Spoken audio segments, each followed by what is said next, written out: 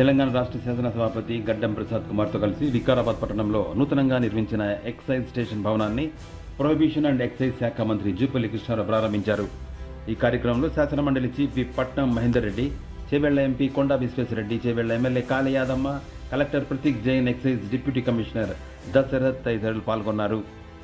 ఈ సందర్భంగా మంత్రి జూపల్లి మాట్లాడుతూ హైదరాబాద్లోని బాలానగర్ ఎక్సైజ్ స్టేషన్ పరిధిలో కల్తీ కల్లు ఘటన చోటు చేసుకోవడం బాధాకరమన్నారు. ఈ ఘటనకు బాధ్యులైన ఎక్సైజ్ అధికారిని సస్పెండ్ చేశామన్నారు. కల్లు దుకాణాలను సీజ్ చేశామని, నిందితులను ఎక్సైజ్ శాఖ అధికారులు వెంటనే అరెస్ట్ చేసి న్యాయస్థానం ముందు హాజరుపరిచారని మంత్రి జూపల్లి కృష్ణారావు వెల్లడించారు. ये न्यूज को पेश करते हैं हैदराबाद होम अप्लायंसेस। ఈ రోజున ఇటువంటి సంఘటన జరుగుతూ ఉన్నప్పుడు ఇంతకు చెప్పారు విశ్వేశ్వర గారు మాట్లాడుతూ కూడా ఎంపీ గారు, డ్రగ్స్ కల్చర్ అంటే చాలా దారుణమైన పరిస్థితి. ఇది ఎటువంటి పరిస్థితుల్లో దీన్ని సహించకూడదు. ఎంత పెద్దవాళ్ళైనా ఎవరైనా కూడా దీన్ని ఉక్కుపాదంతో అణిచేయాల్సిన అవసరం ఉంది. కాబట్టి ఇంతకుముందే మాట్లాడుతూ నేను చెప్పడం జరిగింది, గతంలో చెప్పడం జరిగింది, కలెక్టర్ గారు చెప్పడం జరిగింది.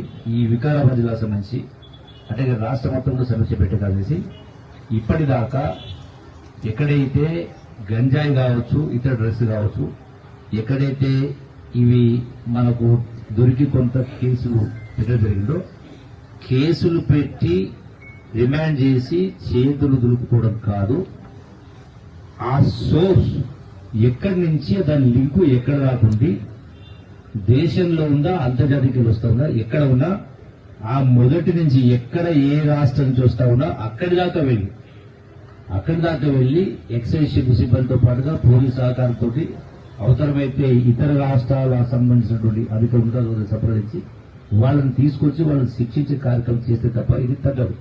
రెండవది, ఎక్కడి దగ్గర వెళ్ళాలి ఇష్యూ అనేది కేసులు పెట్టి క్లోజ్ చేస్తే సరిపోదు.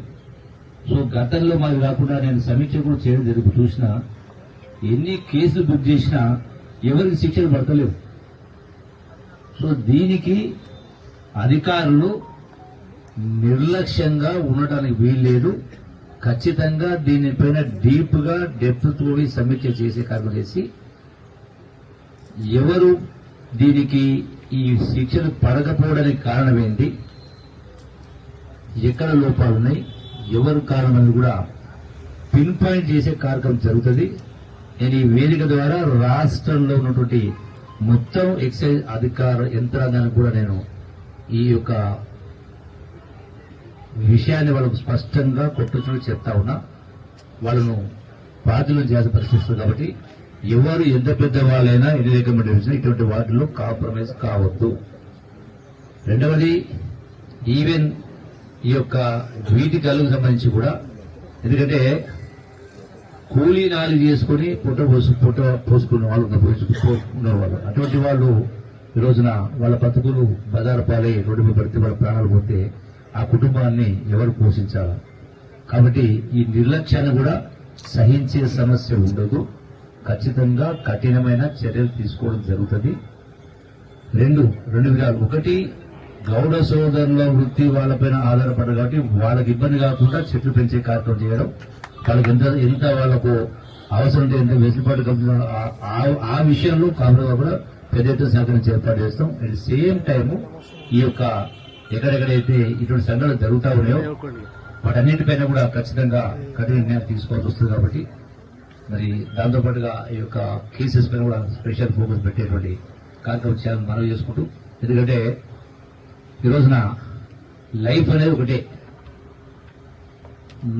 నేనైతే మళ్ళీ పునర్జన్మ అనేది నేను నమ్మ. ఒకటే లైఫ్, ఒకటే జీవితం. Life also is two short.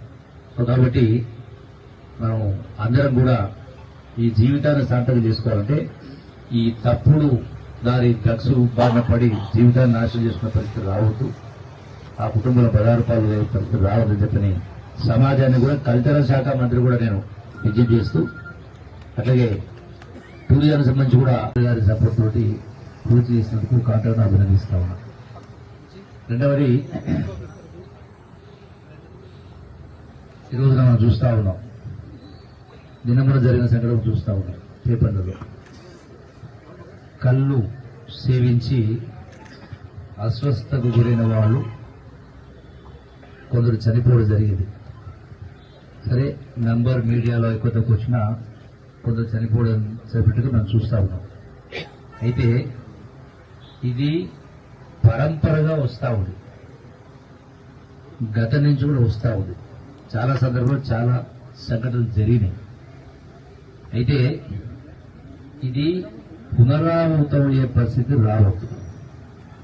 ఏదో ఒక రోజున దీనికి ఇటువంటి సంఘటన జరగకుండా ఫుల్ స్టాప్ పెట్టాల్సిన అవసరం ఉంది. దీనికి ప్రధానంగా వాస్తవంగా ఈ యొక్క ఈత చెట్లను పెద్ద ఎత్తున రాష్ట్ర వ్యాప్తంగా పెంచాల్సిన అవసరం ఉంది.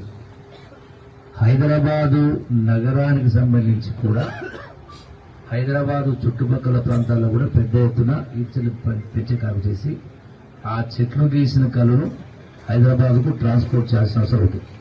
కళ్ళుతో పాటుగా నీర, దాంతో పాటుగా అంటే ఈత కళ్ళు, నీర, ఈత నీర, అట్లాగే తాటి కళ్ళు, బహుశా తాటి నీర కావచ్చు, అట్లాగే ఖర్జూర నీర కూడా ఉంటుంది. సో వీటిని ప్రోత్సహించాల్సిన అవసరం, పెద్ద ఎత్తున చేయాల్సిన అవసరం ఉంది. దీనికి సంబంధించి